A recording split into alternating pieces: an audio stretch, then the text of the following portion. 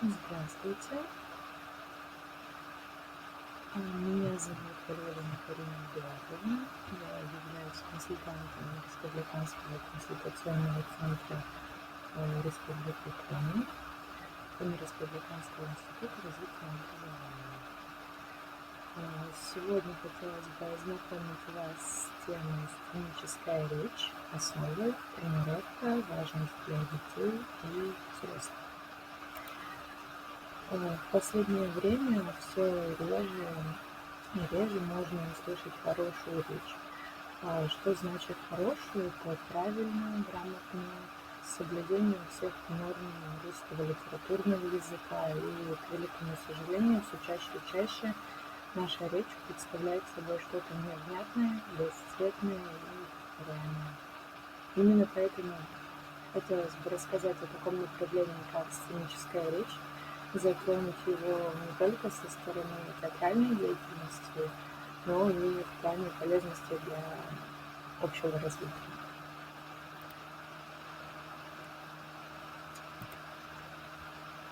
Что же такое сценическая речь? Сегодня и на данный момент сценическая речь – это один из самых важных элементов всех без исключения программ по обучению актерскому мастерству и искусству режиссера. Это одно из профессиональных средств выразительности актера. И сценическая речь также является средством театрального воплощения драматургического произведения.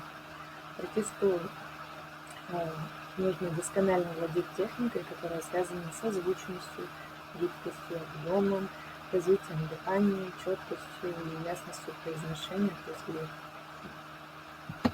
дикции, интонационной выразительностью. Стиль и характер сценической речи пришли период становления от древности до сегодняшнего дня, как и многие другие науки. На этом пути меняли форму и содержание, конечно, развиваясь и совершенствуясь. Так навык сценической речи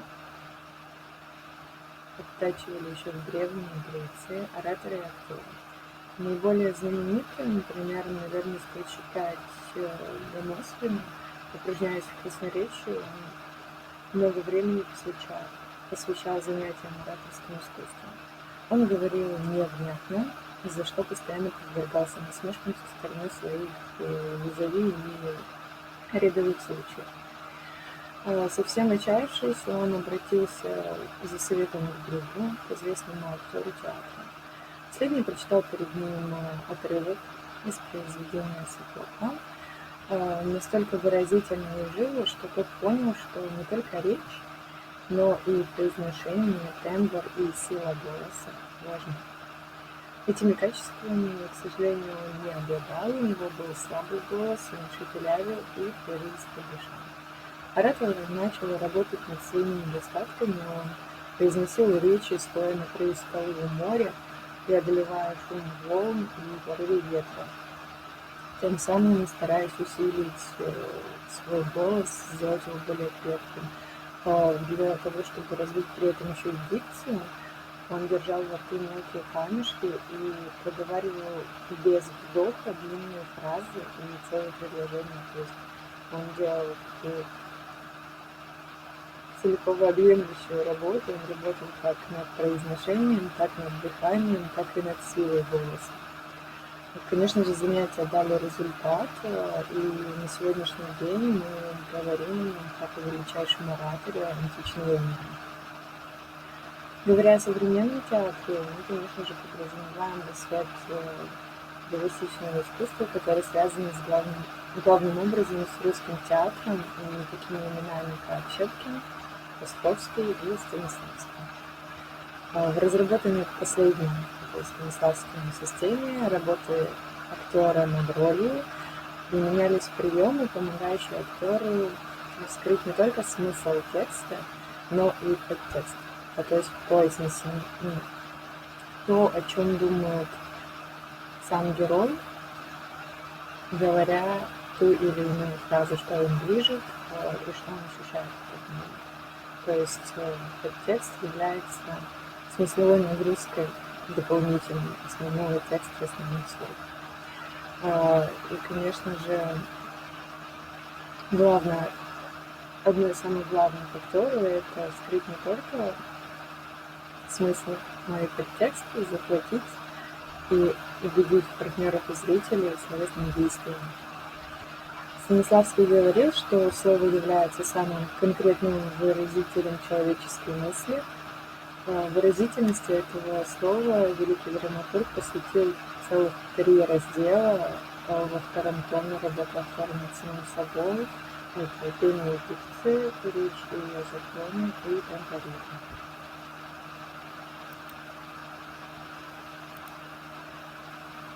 Многие люди, иногда не задумываясь о важности речи и слыша словосочетание «сценическая речь», считают, что это вообще никоим образом их не касается.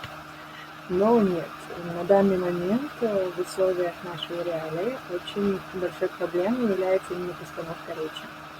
И этот разговор не только о детях, но и о взрослых. Понятно, что все проблемы мы нахватываем в менее осознанном возрасте, но это не значит, что и в более зрелом с ними ничего не надо делать. Проблема речи очень ярко выражена в нашем обществе, особенно в провинциях. Неграмотность, неумение работать со своим речевым аппаратом является очень большой проблемой для полноценной коммуникации и, в принципе, для развития. Также существует отдельная проблема, это проблема именно выразительности речи. К сожалению, во многих школах этому способствуют некомпетентные педагоги, которые учат детей даже банально рассказывать стихотворения или какие-то отрывки. Они не раскрывают всю значимость и правильность речевого действия, что в итоге переходит для учащихся в привычку. И у детей пропадает какая-либо тяга к словесной выразительности. Итак, как под вывод можно сказать, что ответная реакция слушателей любого оратора может возникнуть лишь при соблюдении 3 основных условий. Первое — это текст должен быть до конца проанализирован, изучен и усвоен, вне зависимости от того, какой это текст. Объективное содержание текста, каждая его мысль должны быть донесены до зрителя неискаженными. И третье — это исполнитель обязан знать, что он делает, какое действие он выполняет, произнося ту или иную часть текста, ту или иную фразу, и уметь это действие выполнить. Ведь содержание текста, его объективная данность и первая задача чтеца — это научиться констатировать, передавать и сообщать факт, заключенный в том или ином речевом высказывании. Развитие речи неразрывно связано с развитием мышления. Взаимосвязи мышления и затрудняют анализ ситуации общения, использование имеющегося речевого опыта и применение новых условий коммуникации.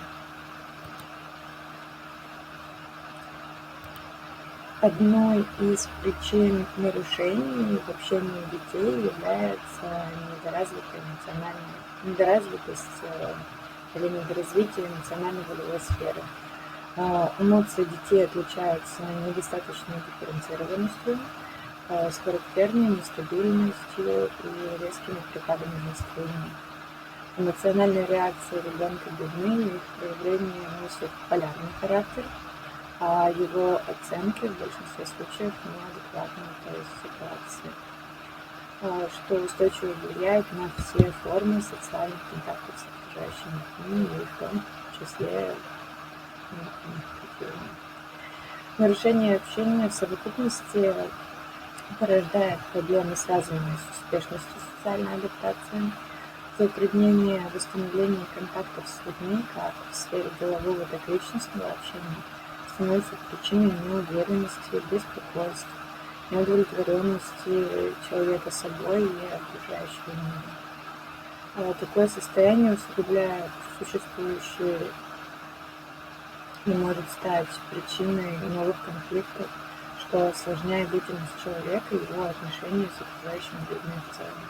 Коммуникация в психологии или в педагогике рассматривает такой смысловой аспект взаимодействия. Общение выступает как форма жизнедеятельности. Круг его проявлений, составляющие его акты, чрезвычайно широки, и именно в общении ребенок получает возможность самопредъявления. Его форму можно следить в коммуникативных умениях, свойствах и чертах личности. Информационно-коммуникативная функция общения является основой организации любого учебного процесса, который применительно к специальной школе выполняет разнообразные коррекционные задачи. Среди них особое внимание, конечно же, уделяется средствам развития речи у детей с умственной отсталостью. Несмотря на многолетний позитивный опыт специальной педагогики, все же недостаточно внимания уделяется формированию коммуникативных умений, основная цель которых связана с выявлением информационных отношений между людьми как активными субъектами. Специальные уроки развития речи традиционно включаются в учебные планы школ, что объясняется исключительной ролью речи в развитии психики ребенка. Но на таких уроках, называющихся развитие речи, на основе ознакомления с явлениями и предметами окружающей действительности, развитие речи проводится на основе формирования элементарных представлений и понятий, необходимых при обучении другим учебным предметам, расширение и обогащение представлений детей об окружающем мире. Таким образом, работа строится отстраненно от состояния речи самого ребенка, восприятие и анализ объектов окружающего мира при отсутствии речевых средств значительно препятствует их осмыслению. В свою очередь, недоразвитие сенсорно-перцептивной деятельности требует дополнительных усилий со стороны учителя при выявлении и анализе объектов восприятия. То есть целью таких занятий является исправление дефектов тех или иных компонентов речи, так как проблема овладения речью как средством для ситуативной коммуникации не рассматривается.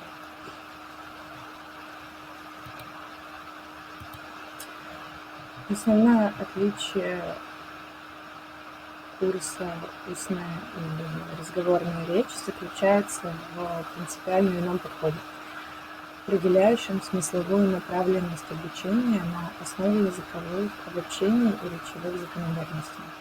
В качестве основы обучения создаются ситуации, знакомые детям, происходящие в их реальной жизни, входящие в круг их интересов. В этом контексте определяется объем, последовательность, содержание программы, в том числе и тем, связанных с явлениями, предметами окружающей действительности, например, улицы, разговор в транспорте, гуляю в парке или в магазин, то есть такие элементы, которые присутствуют в жизни детей. И расширение тематического репертуара позволяет использовать речь не только как средство для усвоения познавательной информации, но и как объект изучения собственной речевой деятельности. То есть с учетом снижения мотивации речевой деятельности у детей с умственной отсталостью важно, что при таком подходе они получают возможность реализовать усвоенные речевые умения непосредственно после их приобретения не только в школе, но и в привычной жизни для них. То есть, когда мы проигрываем с ними определенные игры, проходим такие выдуманные моменты, они запоминают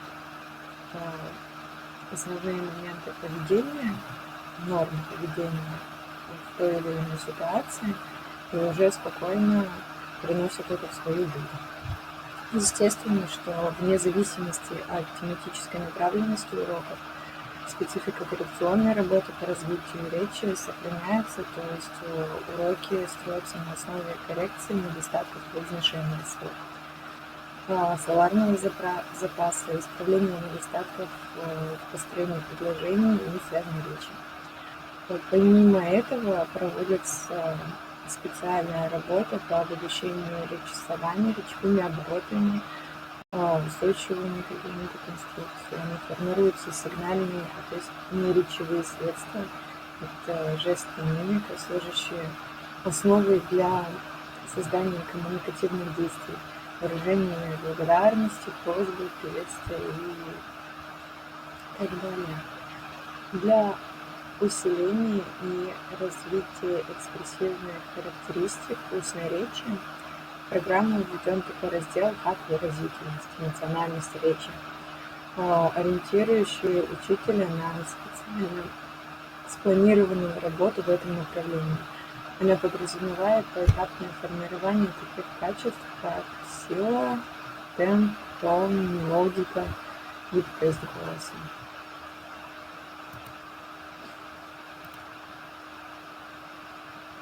Конечно же, каждый человек мечтает стать известным актером в какой-то определенный период жизни, но обязательно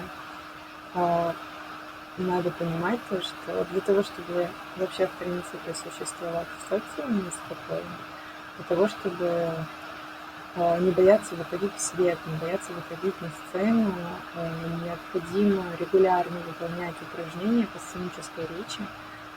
Громкий голос, четкая дикция, правильная расстановка акцентов в тексте. Все это, оно позволяет выразить чувства и эмоции, обыграть какое-то произведение, либо вообще, в принципе, любой текст.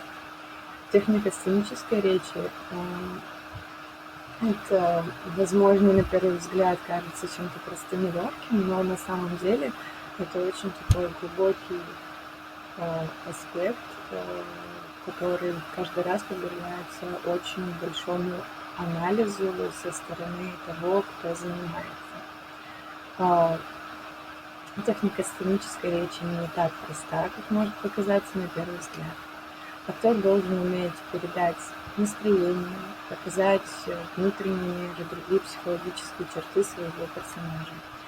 Уроки сценической речи для детей и новичков, они достаточно простые. Вы можете выполнить простые упражнения для дикции дома самостоятельно или же посещать занятия с педагогами. Есть определенные группы, которые направлены именно на ораторское искусство. Есть группы, которые подготавливают людей для вещания, например, в прямом эфире, умение работать на камеру. Кого-то учат именно отдельному разделу выхода на сцену именно как актера, кто-то чтец. И вот эти вот все мелкие моменты, каждый из них имеет свою определенную специфику, и педагоги, которые преподают сценическую речь, они прекрасно осведомлены и всегда уточняют, для чего вам необходимо правильно разговаривать помимо того, чтобы уметь грамотно и красиво доносить свою мысль, в принципе, в своей жизни. И иногда что дети, что взрослые поражают своими стремлениями, но каждый педагог, он не просто так этим занимается, мы всегда хотим помочь людям преодолеть, возможно, какие-то внутренние зажимы. Чтобы речь стала красивой, конечно же, нужно посещать уроки, либо заниматься самостоятельно на регулярной основе. Это неудивительно, потому что любая привычка, она вырабатывается только при постоянном повторении, то есть нельзя поработать 1, 2, 3, 5 уроков и считать то, что речь стала прекрасной, шикарной, идеальной, и сохранить этот эффект на долгое время, потому что даже если у вас сохранится память об этом, то не факт, что на постоянной основе у вас это будет приходить так же легко и спокойно, тем более, что далеко не все люди, окружающие нас, этим занимаются. И в любом случае в социуме мы имеем на себя влияние от окружающих нас людей. Вам наверняка не единожды приходилось бывать на лекциях и слушать очень скучную, невнятную речь, от которой хочется спать. Мне кажется, у всех это было, у кого-то в школе, у кого-то в колледже, у кого-то в высшем учебном заведении, кто-то просто по работе куда-то выезжал. Вот профессиональный оратор использует все возможности своего речевого аппарата, чтобы постоянно удерживать внимание и привлекать интерес слушателей. Уроки сценической речи будут одинаково полезны как будущим артистам, бизнесменам, политикам, преподавателям и прочим специалистам, которые непосредственно связаны с живым общением и коммуникацией с обществом. Чтобы максимально быстро научиться в полной мере владеть своим голосом и усовершенствовать дикцию, выполняйте несложные упражнения по сценической речи, желательно ежедневно. Это занимает буквально минут 10-15. В принципе, какой-то особой затраты ни по времени, ни по усилиям не требует. Конечно же, это по истечении определенного количества времени в любом случае принесет тот или иной эффект. Для красивой речи дыхание не менее важно, чем четкая дикция. Именно поэтому на уроках сценической речи вы будете не только проигрывать скороговорки, выразительно читать текст, разыгрывать какие-то сценки, но также выполнять дыхательную гимнастику. Сценической речью называют комплекс упражнений, который направлен на достижение четкой и звучной речи. Упражнения разрабатывают артикуляцию, повышают навыки красивого и грамотного общения, но самое главное, при тренировке артикуляционного аппарата наша мыслительная деятельность на рефлекторном уровне начинает работать намного более активно. Таким образом, уроки сценической речи развивают не только дикцию, но и скорость мысли, что полезно как раз не только для взрослых и детей, но и в принципе для любого возраста. И сценической речью, либо ее основами можно начинать заниматься буквально с момента, когда дети только освоили какие-то основные азы разговорной речи. Задача любого педагога в творческом коллективе дать детям необходимую в жизни базу профессиональных навыков, которые они впоследствии не просто смогут нести в себе, но и смогут использовать в абсолютно любой профессии. То есть творческие коллективы, особенно театральные, они направлены не только на то, чтобы подготовить ребенка к тому, чтобы он потом стал великим актером или режиссером. Нет. Это целенаправленная работа на всестороннее развитие ребенка и закладывание в него таких навыков, которые в любом случае, так или иначе, но пригодятся ему в жизни. Все, чему мы учим ребенка с 4 до 14 лет, это управлять вниманием аудитории.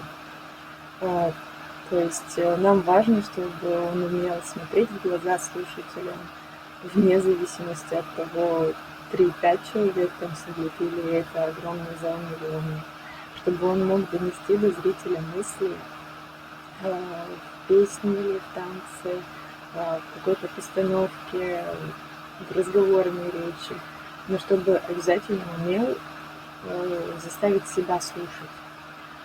Такие люди, они будут иметь успех где угодно, в любой абсолютно профессии. Это даст просто очень большое количество очков старта вперед, потому что люди, умеющие привлечь внимание, завладеть им, и важно правильно распорядиться, это люди целеустремленные, умеющие добиваться своих целей. Директор завода, например, должен уметь сделать так, чтобы его слушали, за ним пошли. Лектор в университете должен уметь удерживать внимание. Да, даже когда дети сталкиваются с обыкновенной жизнью, им необходимо уметь правильно привлечь к себе внимание. И когда ребенок обучается именно привлекать к себе внимание словом, а не эмоциями, то есть эмоционально наполненным словом, а не чистые эмоции, необдуманные, это намного больше помогает ему не конфликтовать с миром вокруг. Чувствовать энергию зрителя или же просто собеседника, отдавать свою взамен – это очень прекрасный навык, которому необходимо обучаться. И в Древней Греции умение говорить это был просто целый культ, и для нас сегодня умение владеть речью – это тоже крайне важно, ведь мы живем в информационно-коммуникативный такой век. Задача дать необходимую базу навыков ребенка, максимально его раскрепостить и вселить в него чувство уверенности. И здесь большую роль играет то, как ребенок говорит, насколько ему хорошо и насколько развита у него реакция мысли, насколько качественно он держит внимание собеседника или же целой аудитории. И, конечно же, искусство красноречия – это основа основ, которая послужит хорошей базой вообще в любой деятельности.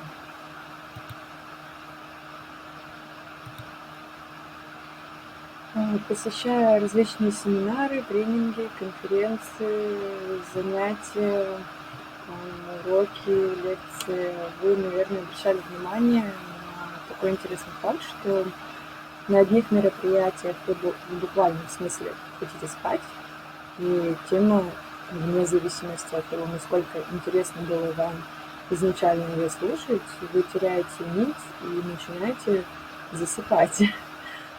Вам резко становится скучно, голос становится монотонным, убаюкивающим, а на других это все диаметрально противоположно, то есть неугасающий часами интерес и насыщенная речь. Вы прям слушаете, максимально интересно это все. Чаще всего виной этому как раз-таки смысловая наполненность информации. Способ ее передачи, то есть рассказ без эмоций, монотонное такое повествование, отсутствие интонации способны загубить вообще абсолютно любое выступление, будь то лекция или твой спектакль. То, как человек говорит, порой становится дополнительной мотивацией послушать его и, в принципе, иметь с ним дело. Это важнейший коммуникативный навык не только для артистов на сцене, но и многих, чья сфера вообще в принципе связана с общением, обучением или даже теми же продажами, потому что это напрямую в любом случае соприкосновение с коммуникацией. Развитие техники сценической речи подразумевает в первую очередь работу над голосом. Голос – это очень сложное явление, в котором задействованы определенные группы мышц и психофизический аппарат человека.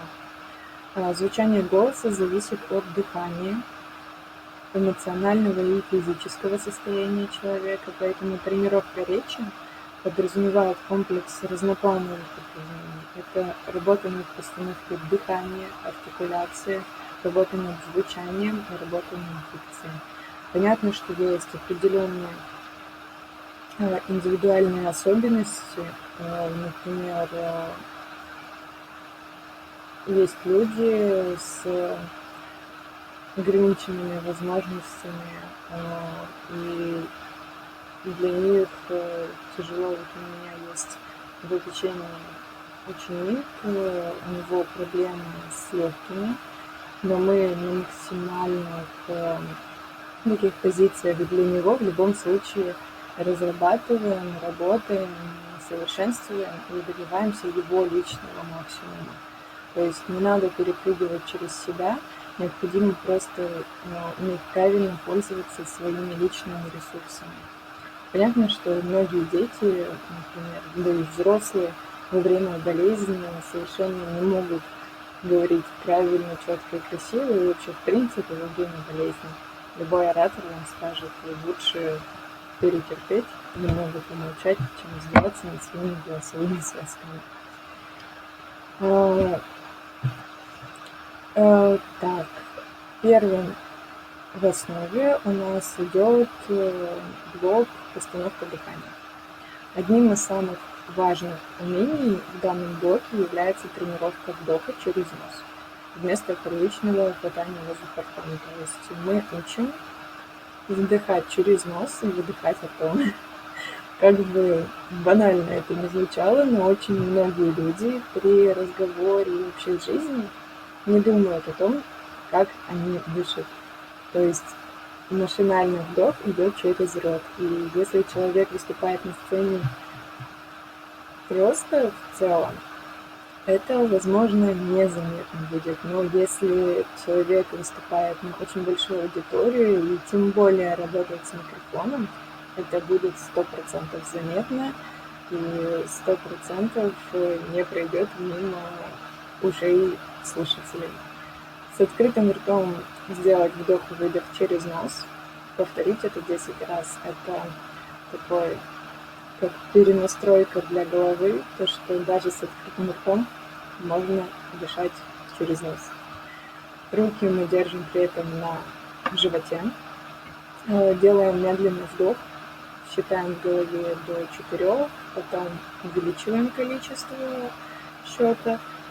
Во время упражнений необходимо ощущать работу диафрагмы, то есть то, как поднимается и опускается ваш живот. Если же этого движения вы не ощущаете, можно наклониться вперед, сложить руки на поясницу, и в любом случае вы ощутите прибавление объема в этой области, вот, ощутите расширение в этой области, и каждый следующий вдох-выдох, я уже сказала, необходимо будет увеличивать счет на 1 единицу и так развивать до максимального значения, которое для вас комфортно.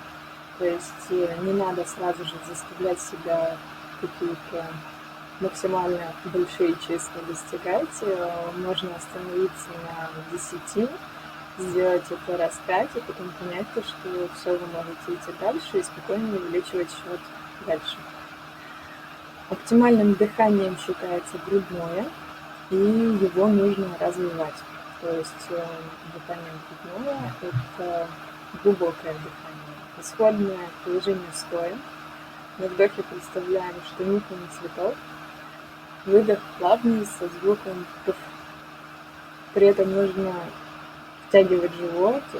Вдох должен быть короткий, а выдох как раз-таки очень долгий. Это разминает мышцы и настраивает дыхательный аппарат на работу. Грубо говоря, его разминает. Классическое упражнение нужно вдохнуть и на выдохе на одном проговорить долгую фразу.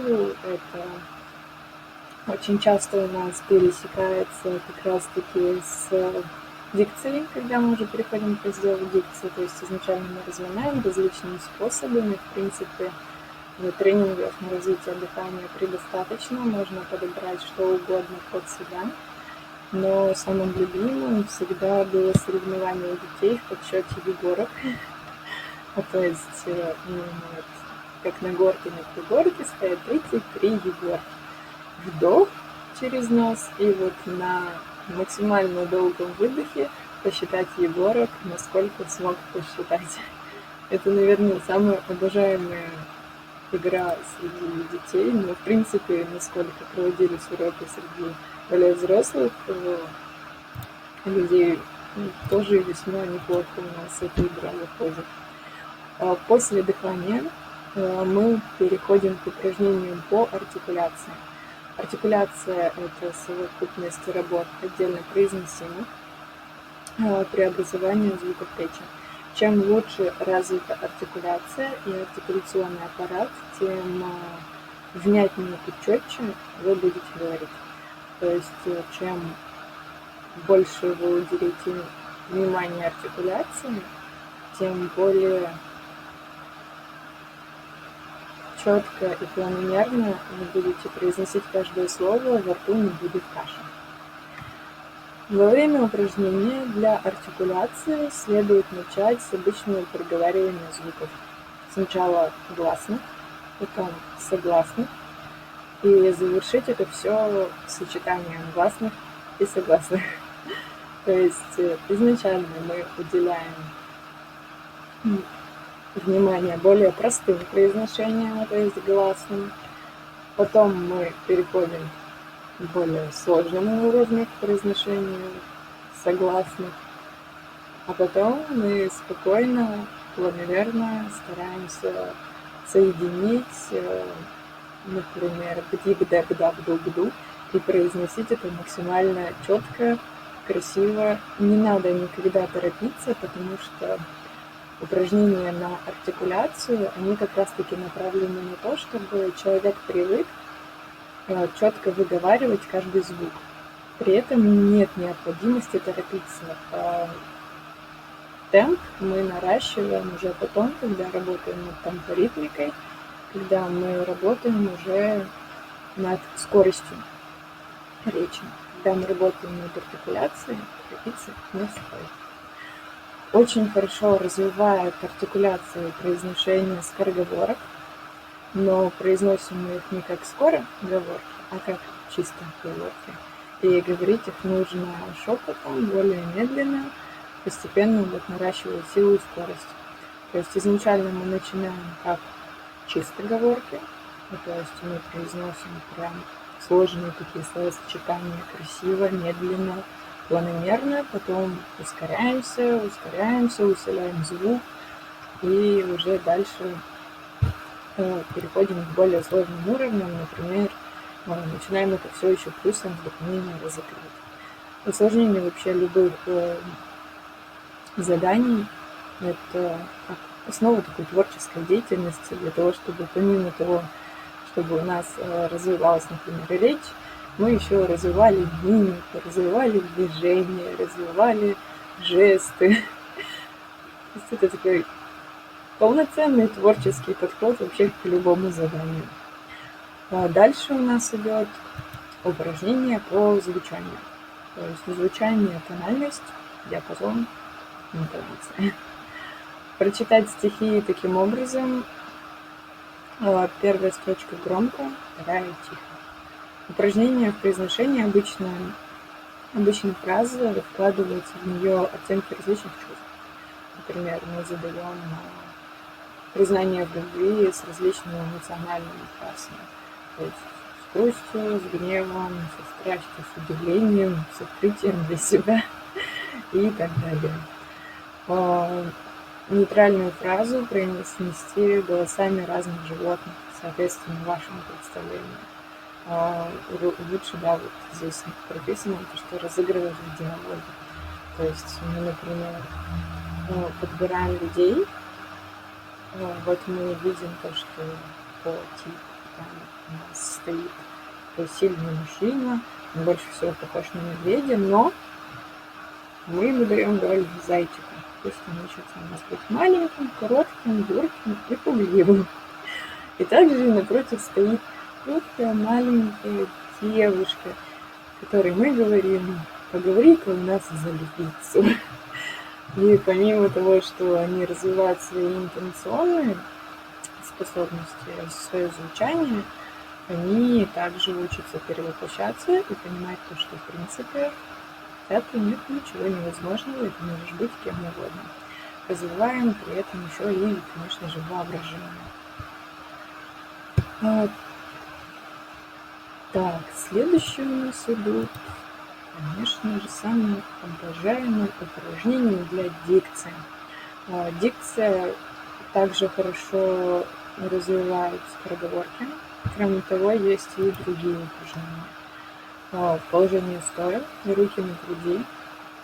Вдохните и на выдохе начните медленно наклоняться вперед, при этом произнеся гласные.